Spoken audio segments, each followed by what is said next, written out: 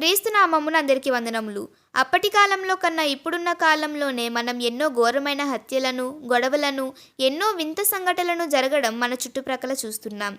ప్రేమించే ప్రియుడిని, తాళికట్టిన సొంత భర్తను, కన్న తల్లినే కడతేర్చిన ఎంతో ఘోరమైన సంఘటనలను మనం చూస్తున్నాం. మన శత్రువులను, మనల్ని హింసించే వారిని ద్వేషిస్తే దానికంటూ ఒక కారణం ఉంటుంది.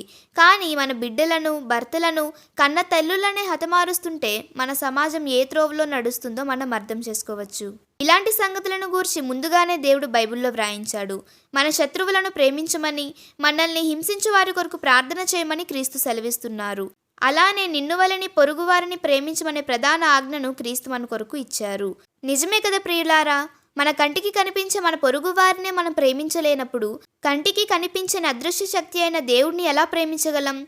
కానీ దేవుడు మాత్రం పక్షపాతి లేనివాడు. ఆయన చెడ్డవారి మీదను, మంచివారి మీదను, నీతిమంతుల మీదను, అనీతిమంతుల మీదను సూర్యుని ఉదయింపచేసి వర్షాన్ని కురిపిస్తున్నాడు. సృష్టికర్త అయిన దేవునికి, సృష్టికే మన పట్ల ద్వేషం, పగ, పక్షపాతం లేనప్పుడు మన సహోదరుల పట్ల మనకు ద్వేషం అవసరమంటారా? ఒకసారి ఆలోచించండి. సాధ్యమైతే దేవుని మాట ప్రకారం సమస్త మనుషులతో సమాధానముగా ఉండుటకు ప్రయత్నించండి. ఆమేన్.